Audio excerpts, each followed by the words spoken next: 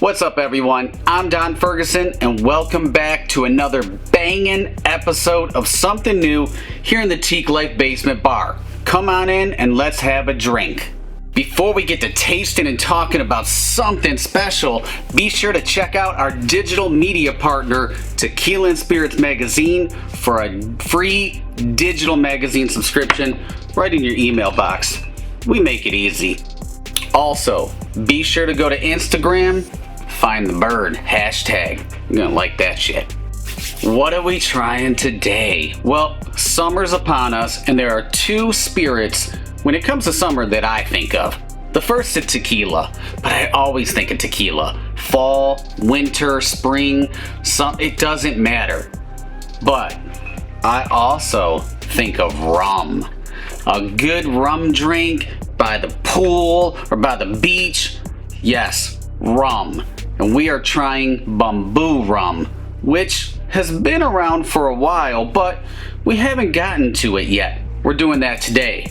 So let's roll the intro, find a glass, and talk more about Bumbu Rum. Roll that shit.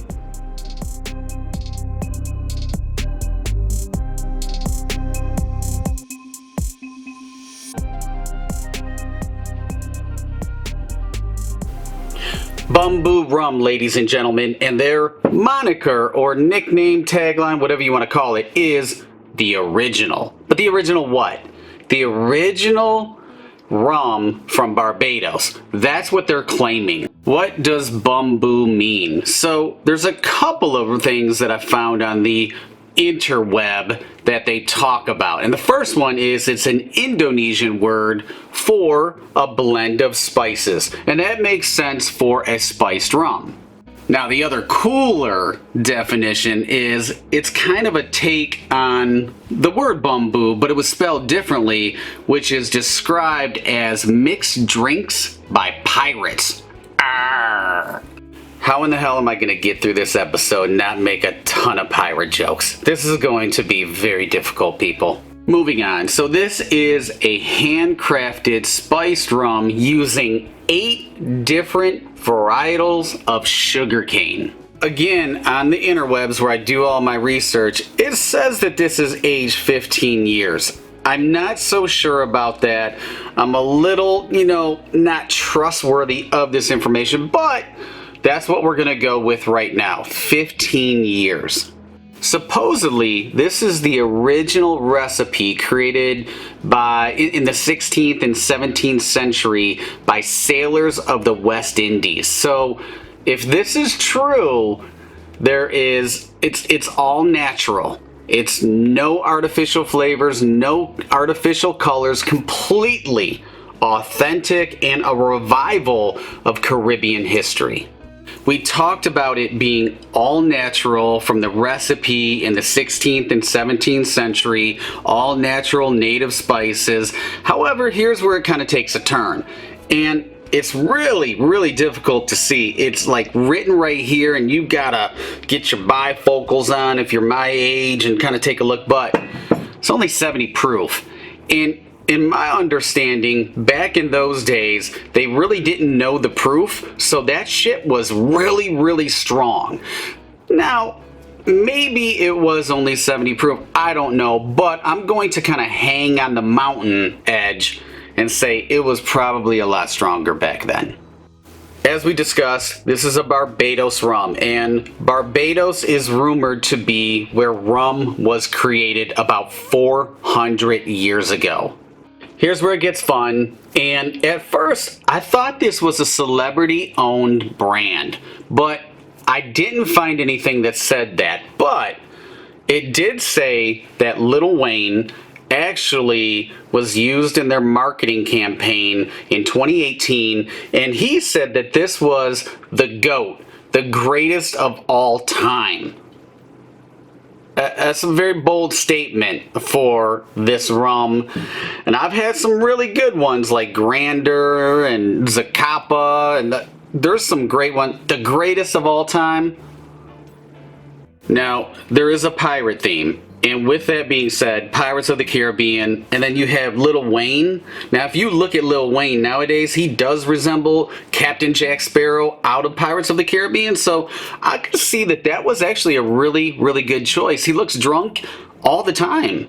Last fun fact about this is distilled at the West Indies Rum Distillery. It's pretty famous, pretty well known. I think we just need to crack this bad boy open and taste it. Arr, matey. Ooh, listen to that pop. Now, the bottle is actually designed to give it that pop, and when we talk about the bottle, I'll explain it a little bit more. So, since this is an 8, ooh. Oh, wow. God, I'm getting ahead of myself. Calm down, Don.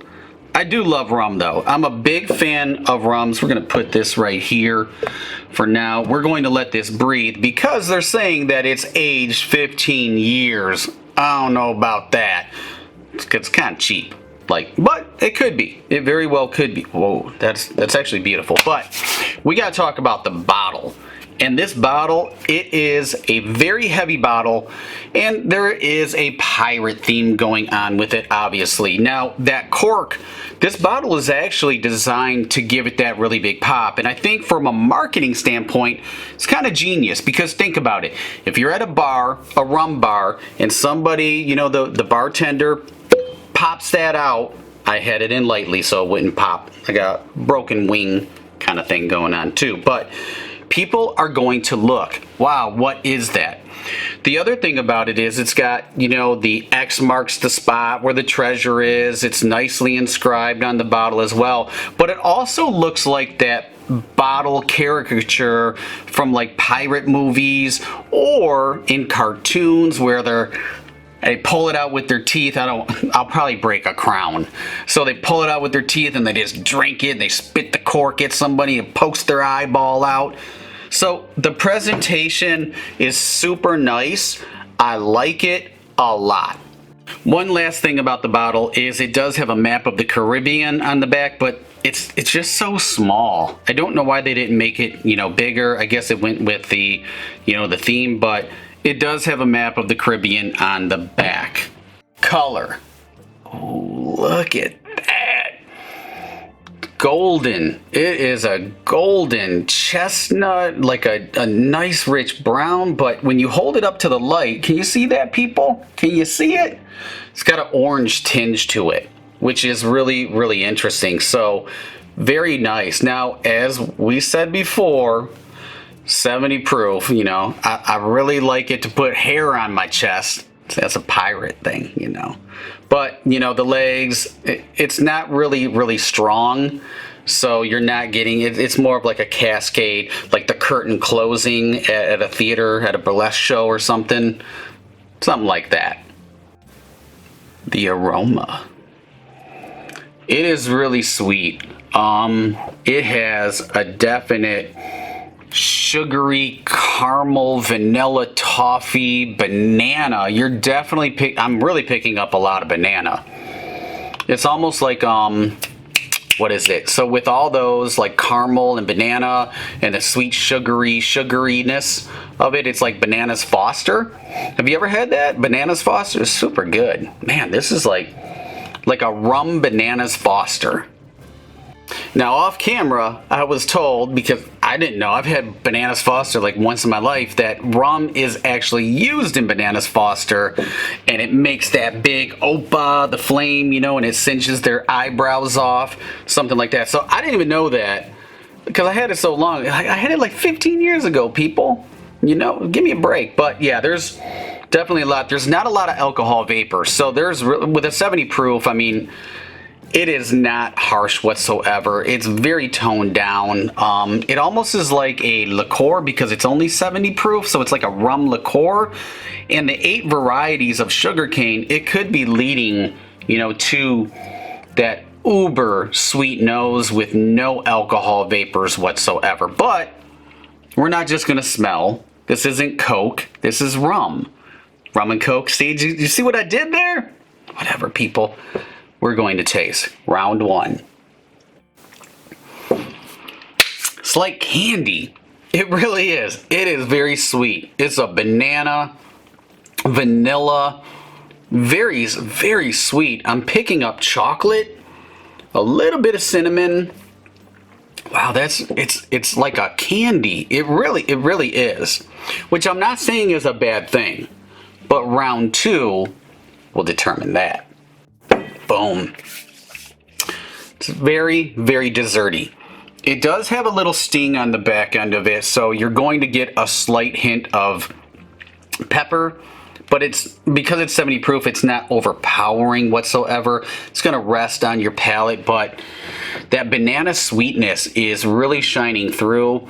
I'm wondering how that, you know, I don't want to say there's an additive. I'm not saying that, because it's supposed to be all authentic and original, dating back to the 16th century where they didn't have additives, but it is very banana forward, vanilla, chocolate, cinnamon, sweetness. It's almost got, I would say, like a nuttiness. It's got a nuttiness to it, which is interesting. I would say like chestnuts, because it's buttery and creamy. What I'm not picking up on the third try is a lot of oak. So for it to be resting in those barrels, I'm not getting a lot of that oak, which is really unique. I would have expected some of it, some wood tones at least. Like, I am getting those nuts. And butterscotch. So now I'm picking up some butterscotch. It really is, it's like a candy. It's a nice sipper. I'm not gonna say that it's not. You know, for the rum enthusiasts, for the rum enthusiasts and the rum aficionados and the snobs, I know this isn't widely respected, but in the, you know, we do our tastings from a consumer point of view. And for consumers, I can see this actually doing very well. Not because Lil Wayne is rapping about it, because it is very smooth, has a lot of flavors. It's not dry. It has some body to it, creaminess. It's a little light though, meaning that it doesn't have pepper or heat, spice, whatever you want to call it, that burns your throat, you know, like a flamethrower. And it's desserty.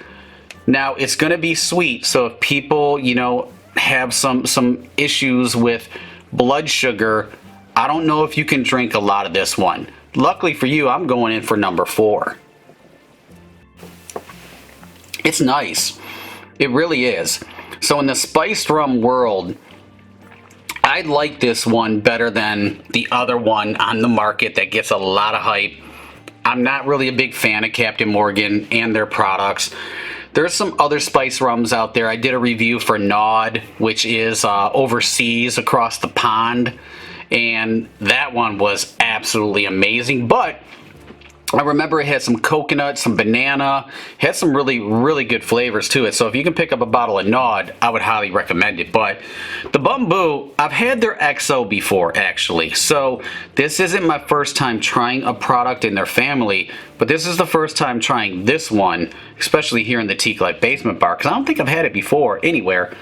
But it's delightful. I mean, I can't say that it's Teeqlife approved because it's not exceptional, but it's actually very good. It's a smooth sipper with a lot of flavor, a lot of body. So if there is something that you want to pick up for a reasonable price to please everybody, I think this is a pretty decent choice. We're down to the down, so that wraps up another episode of Something New here in the Teeqlife Basement Bar. Bumbu Rum, actually really good. Now what I would like to see is, because it is so sweet and it does taste like candy, why haven't they come out with a Bumbu Rum candy? See, started here. So if you see that shit out on the market, I was the one who said it first. I get royalties.